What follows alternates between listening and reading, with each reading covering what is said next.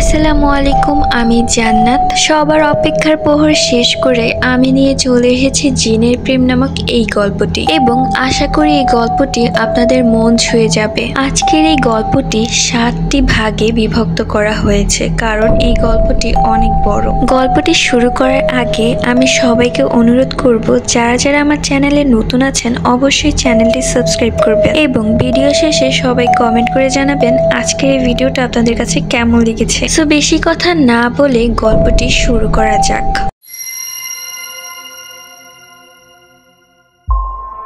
মেঘলা দিন দিন বড্ড বেশি রাগী হয়ে যাচ্ছে। কারো কথাই তার ভালো লাগে না, সবাইকে তার বিরক্ত লাগে, এমনকি তার বাবা মাকেও।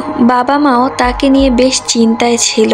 মেয়ে যদি তার মুখের আর রাগের লাগাম না টানতে পারে, কপালে খারাপ কিছু আছে। কিন্তু হঠাৎ এই রাগের কারণটা সবার জানার বাহিরেই রয়ে গেল। এখন সবাই শুধু সময়ের অপেক্ষা করছে যে তার জীবনের মোড় কোন দিকে ঘোরে। এবার আসি তার কিছু বর্ণনায়। তার গায়ের রং শ্যামলা, দেহের গঠন চিকন এবং খুব সাধারণ একটি মেয়ে। তবে তারও শুধু একজন বেস্ট ফ্রেন্ড ছিল, যার সাথে জেদ করলেও মানিয়ে নিত মেঘলা। তবে তার বেস্ট ফ্রেন্ডের নাম ছিল তুলি। তুলি ছিল খুব সহজ সরল একটি মেয়ে, এবং তার চেহারাটা ছিল বড্ড মায়াবী। এই মায়াবী চেহারার রহস্য মেঘলা ছাড়া আর কেউ মনে হয় জানে না। মেঘলা আর তুলির বন্ধুত্ব বেশি দিনের নয়, তবে তাদের পরিচয় কলেজ জীবন থেকেই। তবে দুইজনের মাঝে বেশ মিল রয়েছে। এইচএসসি পরীক্ষা শুরু বেশ কিছুদিন আগেই মেঘলার সাথে কিছু আজব ব্যাপার ঘটতে শুরু করে।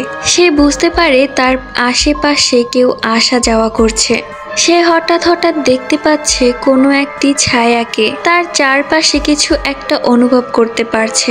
যখন সে একা একা ঘরে বসে থাকে, হঠাৎ এক মৃদু বাতাস এক সুগন্ধের সাথে মুখে আসা চুলগুলো সরিয়ে দেয়। গন্ধটা একটু অন্যরকম, যা বলে বোঝানো যাবে না। মেঘলা মুগ্ধ হয়ে যায়। তাদের দোতলা বাড়ির নিচে একটি বাগান আছে। মেঘলা ভাবে হয়তো সেই বাগান থেকেই গন্ধটা আসে। মাকে জানানোর পর মা বলল এটা নাকি তার মনের ভুল। মায়ের কথা শুনে সেই ব্যাপারটা নিয়ে মাথা ঘামালো না। পরীক্ষা সামনে চলে এসেছে, মাথায় পড়ার চাপ। একদিন সকালে মেঘলা চলে গেল তুলির বাসায় গ্রুপ স্টাডি করতে। দুইজনে যখন মন দিয়ে পড়ছে, তখনই আজব এক ঘটনা ঘটে। মেঘলার হাতের ওপর কোথাও থেকে এসে পড়ে এক টকটকে লাল রক্তের ফোঁটা। মেঘলা ভয় পেয়ে যায়। তুলিও রক্তের ফোঁটাটা স্পষ্ট দেখেছে। সে একটু আগ্রহীভাবে জিজ্ঞেস করে কিভাবে আসলো এই ফোঁটাটা। মেঘলা বলে জানি না। তুলি বলল টিস্যু দিয়ে মুছে ফেল, হয়তো মশা থেকে এসেছে। মেঘলাও আর কিছু না ভেবে মুছে ফেলল।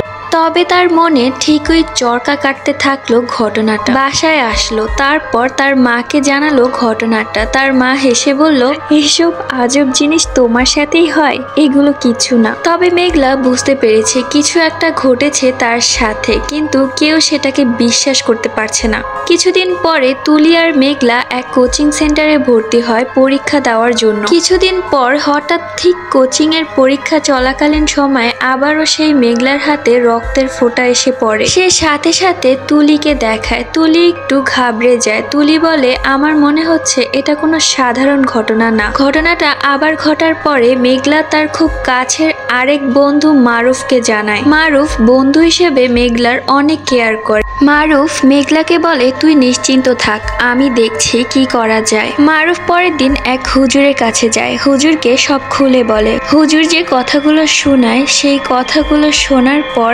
মারুফ একটু ভয় পেয়ে যায়। মারুফ বাসায় এসে মেঘলাকে ব্যাপারটা জানায় যে হুজুর তাকে কি বলেছে, যা শোনার জন্য মেঘলা একদমই প্রস্তুত ছিল না।